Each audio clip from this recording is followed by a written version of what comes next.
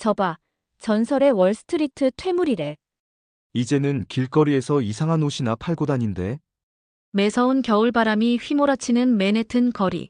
한때 월스트리트의 전설이었던 제가 이제는 사람들의 수군거림을 견뎌야 했습니다. 하지만 저는 알고 있었죠. 그들이 비웃는 이 한국의 롱패딩이 제 인생을 바꿀 거라는 걸. 곧 알게 될 거야. 진정한 혁신이 무엇인지. 입김이 하얗게 나오는 추운 거리에서 저는 조용히 중얼거렸습니다. 그리고 다음 날 50년 만에 최악의 한파가 뉴욕을 덮쳤을 때 그들은 마침내 이해하기 시작했습니다. 제가 왜 이 옷에 모든 것을 걸었는지를.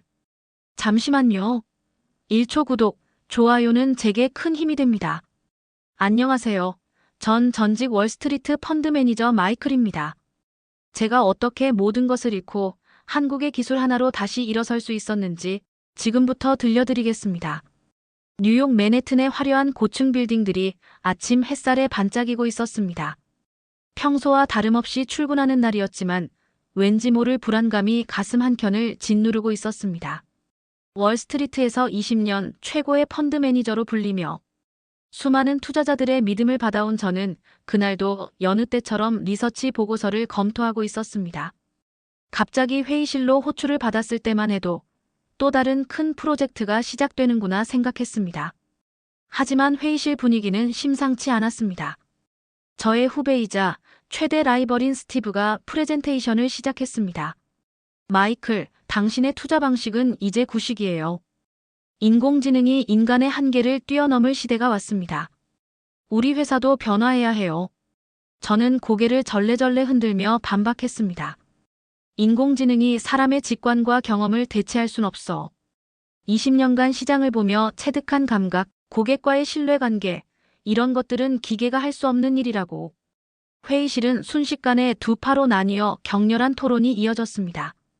그러나 이미 결정된 일이었나 봅니다. CEO가 입을 열었습니다. 마이클, 자네의 공헌은 인정하지만 시대가 변했어. 이사회는 만장일치로 AI 시스템 도입을 결정했네. 순간 머릿속이 하얘졌습니다. 책상 위에 놓인 서류 봉투에는 퇴직 관련 서류가 들어 있었습니다. 20년간 끌어올린 회사의 주가, 수천억 달러의 수익률, 그 모든 것이 한순간에 물거품이 되는 기분이었습니다. 스티브의 승리의 미소가 눈에 들어왔습니다. 마이클, 시대의 변화를 받아들이지 못한 당신의 패배예요. 창밖으로 보이는 월스트리트의 풍경이 갑자기 낯설게 느껴졌습니다. 매일 아침 출근하며 보던 증권거래소의 웅장한 기둥들이 마치 저를 조롱하는 것만 같았습니다. 20년 동안 이 바닥에서 최고라 불리던 제가 하루아침에 구시대의 유물이 되어버린 것입니다. 책상을 정리하는 동안 핸드폰은 쉴 새 없이 울렸습니다. 한때 제 곁에서 웃던 사람들의 이탈이 시작된 겁니다. 뉴욕타임즈는 다음 날 아침 일면에 큼지막한 기사를 실었습니다. 월스트리트의 전설, AI 시대의 첫 희생양이 되다. 실직 후 처음 맞이한 아침, 여느 때처럼. 콘플레이크를 먹고 있는 두 아이들의 모습이 눈에 들어왔습니다. 10살 제임스와 8살 에밀리는 아직 아빠가 회사를 잃었다는 사실을 모르고 있었습니다. 평소처럼 웃으며 아빠, 오늘도 좋은 하루 보내세요. 라고 인사하는 아이들의 순수한 미소가 가슴을 찔렀습니다. 저는 마치 아무 일도 없다는 듯 출근하는 척 집을 나섰습니다. 하지만 갈 곳이 없었습니다. 매일 아침 8시부터 저녁 9시까지 일하던 사무실은 이제 남의 공간이 되어버렸습니다. 센트럴파크 벤치에 홀로 앉아 수십 통의 이력서를 보내기 시작했습니다. 하지만 돌아오는 답변은 모두 같았습니다. 당신의 경력은 인정하지만 저희는 이제 AI 시스템을 운용할 수 있는 젊은 인재를 찾고 있습니다. 한 달이 지나고 두 달이 지나면서 통장 잔고는 바닥을 향해 갔습니다. 에밀리의 발레 수업비를 연체하고 제임스의 야구 클럽도 끊어야 했습니다. 아이들은 영문도 모른 채 아빠, 이제 발레는 안 해도 돼요라며 오히려 저를 걱정하듯 위로했습니다. 그날 밤 아내 사라와 첫 큰 싸움을 했습니다. 왜 진작 말하지 않았냐고, 가족에게 이런 큰일을 혼자 끌어안고 있었냐고 울며 화를 내더군요.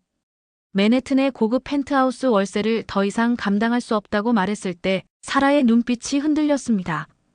그래도 사라는 강한 척했습니다. 괜찮아요. 브루클린이나 퀸즈로 이사하면 되죠. 하지만 저는 알고 있었습니다. 아내가 밤마다 이불 속에서 훌쩍이는 소리를, 아이들 등록금을 걱정하며 한숨 쉬는 소리를. 추수감사절이 다가왔을 때 제임스가 학교에서 울며 돌아왔습니다. 친구들이 모두 스키장에 가는데 자기는 못 간다고 왜 아빠가 이제 회사에 안 가냐고 물었습니다. 그날 저녁 사라는 조용히 짐을 쌌습니다.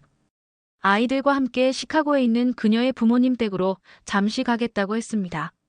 잠시라는 말이 얼마나 길어질지 우리는 서로 알고 있었습니다. 공항으로 가는 차 안에서 에밀리가 물었습니다. 아빠도 같이 가면 안 돼요? 눈물을 삼키며 대답했습니다. 아빠는 여기서 일을 찾아야 해. 금방 좋은 소식 들려줄게. 허나 그것이 마지막 인사가 될 줄은 몰랐습니다. 이제 저는 월세 $80짜리 허름한 모텔방에 혼자 남았습니다. 벽에는 아이들과 찍은 사진 한 장이 붙어 있습니다. 매일 밤 그 사진을 보며 다짐합니다. 반드시 다시 일어서서 내 아이들에게 자랑스러운 아빠가 되리라고. 뉴욕의 1월은 유난히도 추웠습니다. 허름한 모텔 난방도 끊긴 지 사흘째. 저는 따뜻한 곳을 찾아 거리를 헤매고 있었습니다. 지갑 속에는 마지막 남은 $20가 전부였습니다. 그때였습니다. 퀸즈의 작은 한인마트 간판이 눈에 들어왔습니다. 추위를 피하기 위해 무작정 들어간 그곳에서 저는 인생을 바꿀 만남을 하게 됩니다. 마트 한켠에 모여 컵라면을 먹고 있던 젊은이들이 눈에 띄었습니다. 영하 15도의 혹한에도 그들은 마치 봄날처럼 가벼운 차림이었습니다. 호기심에 이끌려 그들을 유심히 보았습니다. 모두가 롱패딩이라는 한국의 겨울옷을 입고 있었습니다. 유학생 중 한 명이 저를 발견하고는 미소를 지었습니다. 추워 보이시네요. 저희와 함께 컵라면 드실래요? 갑작스러운 친절에 망설였지만 따뜻한 국물 한 zet이 간절했습니다. 처음 맛보는 한국 컵라면의 매콤한 맛이 온몸을 데웠습니다. 민수라는 청년이 말을 걸어왔습니다. 이거 저희가 입은 롱패딩인데 한번 입어보실래요? 순간 자존심이 상했습니다. 한때 월스트리트의 전설이었던 제가 낯선 젊은이들의 동정을 받다니. 하지만 그들의 순수한 호의 앞에서 제 자존심은 녹아내렸습니다. 롱패딩을 입는 순간 놀라움을 감출 수 없었습니다. 마치 따뜻한 이불 속에 들어온 것 같은 포근함이 전해졌습니다. 이게 어떻게 가능하죠? 민수가 설명을 시작했습니다. 한국의 최첨단 보온 기술, 나노섬유 처리, 특수 단열재 구조까지. 그의 이야기는 마치 새로운 세상의 문을 여는 것 같았습니다. 이런 기술력을 가진 옷이 미국에는 없어요. 우리나라는 추운 겨울을 이기기 위해 계속 연구하고 발전시켰거든요. 문득 스티브의 말이 떠올랐습니다. 혁신은 항상 예상치 못한 곳에서 온다고 했던. 그리고 저는 깨달았습니다. AI가 빼앗아간 제 자리를 이 새로운 혁신이 되찾아줄 수 있을 거란 걸. 이 롱패딩, 미국에서는 어디서 살 수 있나요? 민수가 고개를 저었습니다. 아직 미국에는 들어오지 않았어요. 미국인들이 좋아하지도 않죠. 그 순간 제 머릿속에서 사업 계획이 그려지기 시작했습니다. 추운 겨울, 모든 뉴요커들이 필요로 할 혁신적인 겨울옷. 이것이야말로 제가 찾던 기회였습니다. 마트를 나서며 하늘을 올려다봤습니다. 차가운 뉴욕의 겨울 하늘 아래 새로운 희망이 싹트고 있었습니다. 마지막 남은 신용카드로 한국행 비행기표를 예매하던 날 모두가 저를 말렸습니다. 마이클, 당신 미쳤어요? 그 작은 아시아 나라에 가서 뭘 하겠다는 거죠? 시카고에 있는 사라는 전화로 울먹이며 말했습니다. 제발 정신 차려요. 아이들은 아빠가 필요해요. 지금이라도 이리로 와서 새로운 시작을 해보자고요. 월스트리트의 전 동료들은 더 신랄했습니다. 패션의 도시 뉴욕에서 한국산 롱패딩을 팔겠다고. 캐나다 구수도 아니고 농담하는 거지. 뉴욕 사람들이 저런 부해 보이는 옷을 입을 것 같아? 당신 정말 미쳤군. 심지어 스티브는 비웃으며 말했습니다. 한국? 거기서 삼성 말고 뭐 나오는지는 아시나요? 당신 커리어가 거기서 완전히 끝나겠네요. 하지만 제 마음은 이미 결정되어 있었습니다. 15시간의 비행 끝에 인천국제공항에 도착한 순간 저는 충격에 빠졌습니다. 상상했던 작은 아시아 공항은 온데간데 없었습니다. 마치 미래도시에 온 것 같은 착각이 들 정도였습니다. 완벽한 영어 안내 방송, 최첨단 시설, 그리고 질서정연하게 움직이는 사람들. 공항 철도를 타고 서울로 향하는 동안 제 선입견은 계속해서 무너져 갔습니다. 고층 빌딩 숲 사이로 보이는 한강, 24시간 불이 꺼지지 않는 도시의 활기. 이곳은 제가 생각했던 그 작은 아시아 국가가 아니었습니다. 첫 미팅은 서울 강남의 한 롱패딩 제조업체였습니다. 연구소장은 유창한 영어로 롱패딩의 기술을 설명했습니다. 우리의 특허 기술인 에어로웜 시스템은 마이너스 30도의 혹한에서도 체온을 유지해줍니다. 나노 섬유 처리된 겉감은 눈과 비를 완벽하게 차단하면서도 통기성을 유지하죠. 무엇보다 무게는 기존 프리미엄 패딩의 절반 수준입니다. 실험실에서 본 테스트 결과는 놀라웠습니다.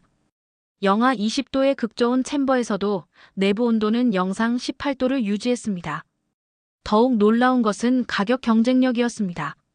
캐나다 구스의 3분의 1 가격으로 더 뛰어난 성능을 제공할 수 있다는 것. 서울 시내를 걸으며 롱패딩을 입은 사람들을 관찰했습니다.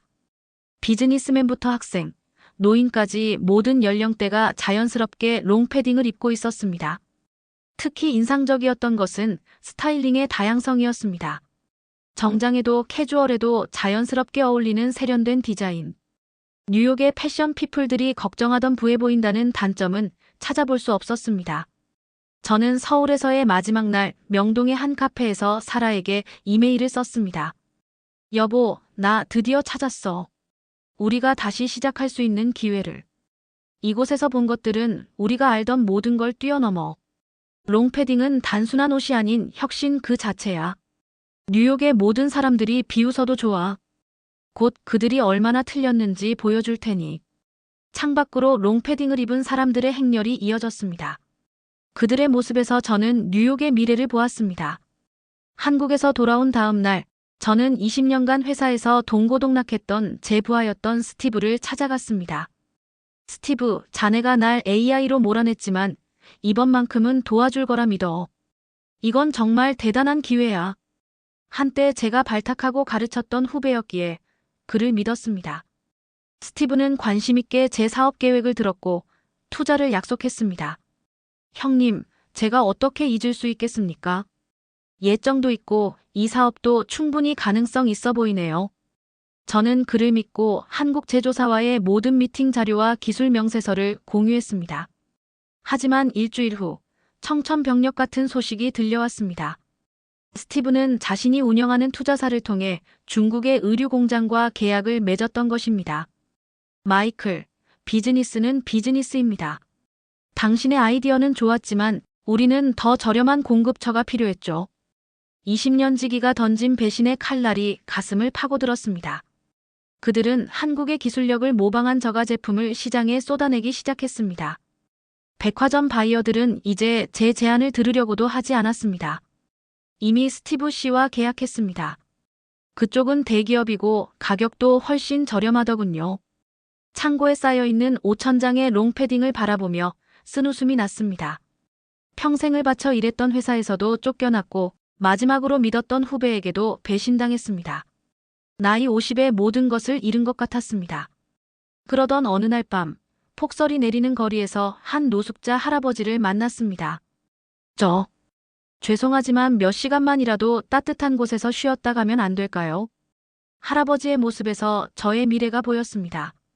문득 창고에 있는 롱패딩이 떠올랐습니다. 할아버지, 이거 한번 입어보세요.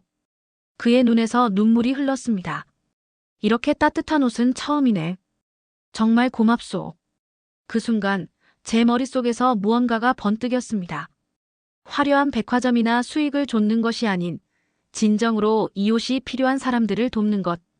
이것이야말로 제가 찾던 답이었습니다. 저는 그날 밤 새로운 계획을 세웠습니다.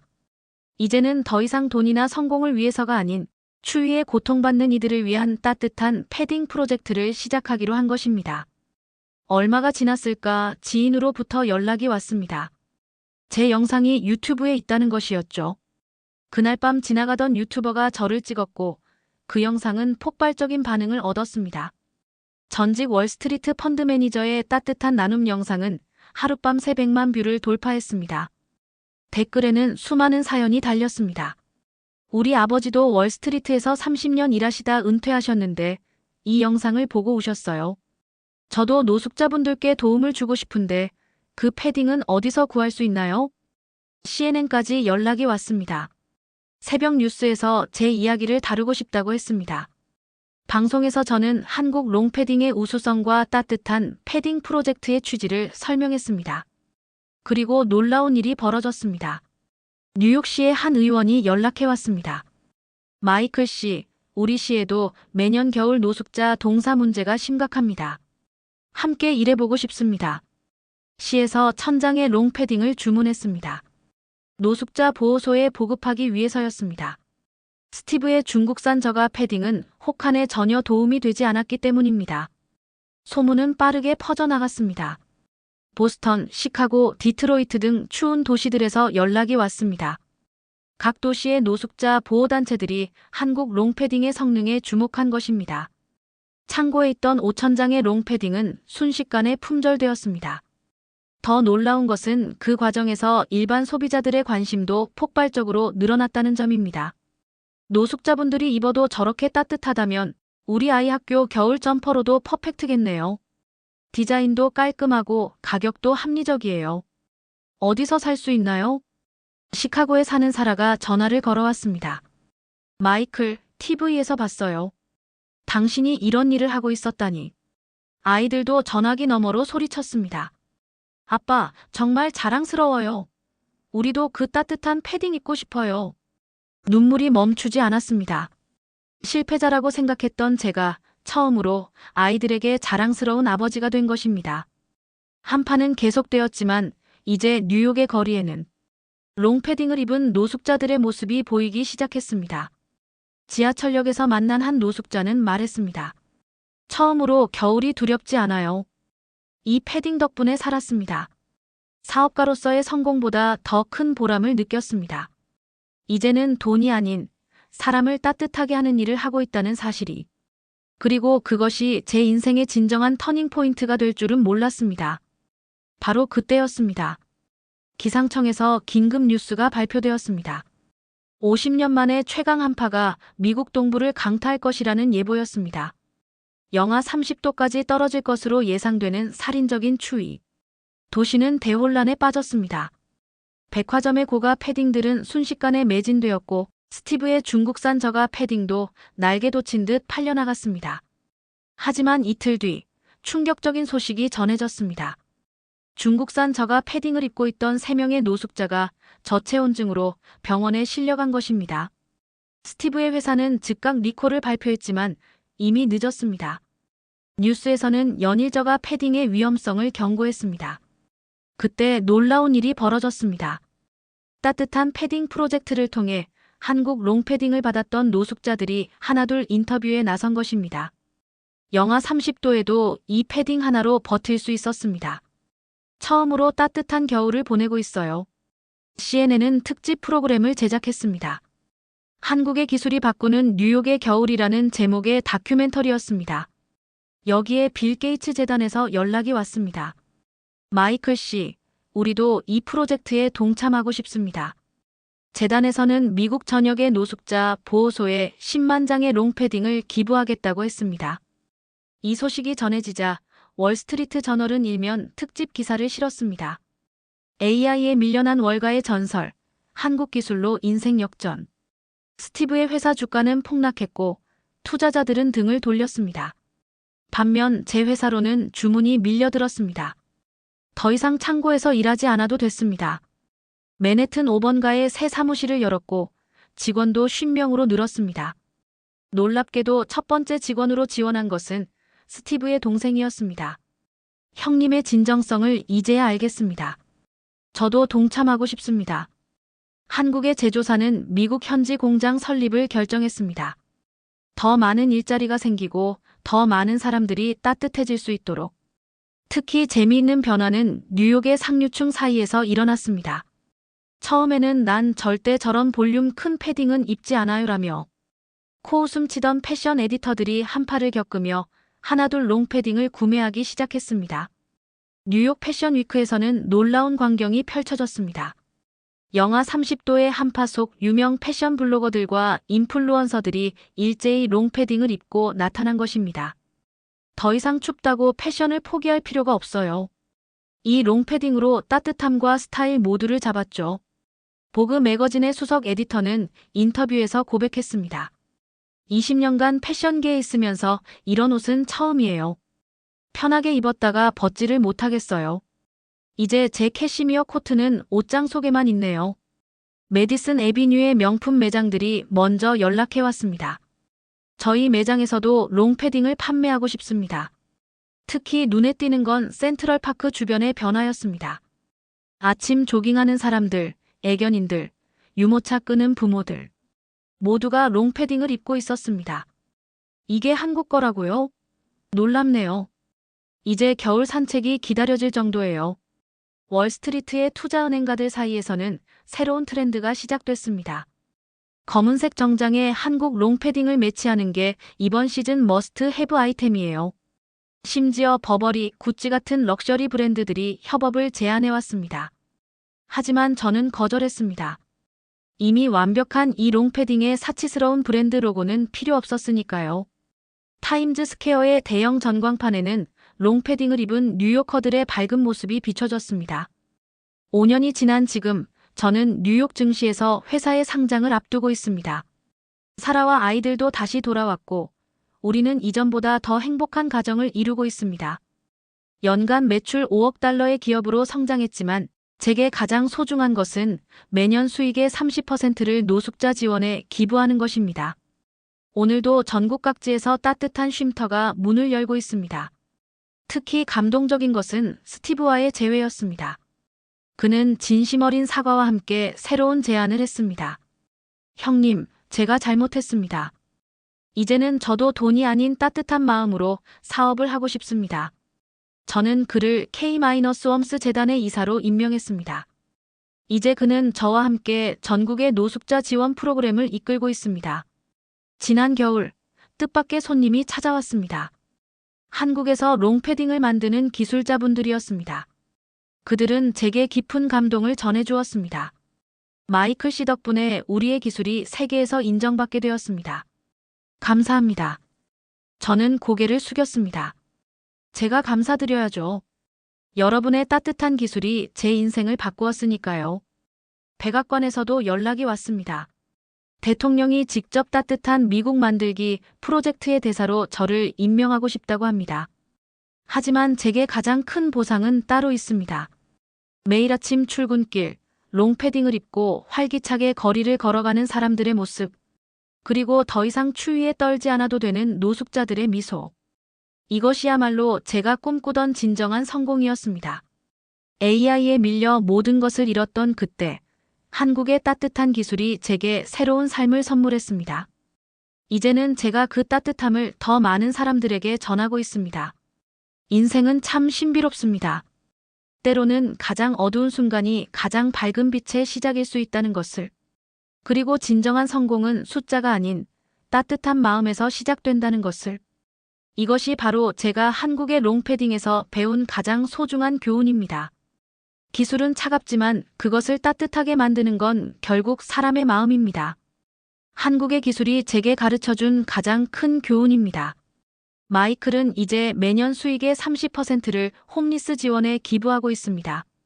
그의 이야기는 단순한 성공 신화를 넘어 나눔과 희망의 메시지가 되었습니다. 이번 사연 마음에 드셨다면 구독과 좋아요, 알림 설정 부탁드립니다. 앞으로도 더욱 감동적인 사연으로 찾아뵙겠습니다. 시청해주셔서 감사합니다.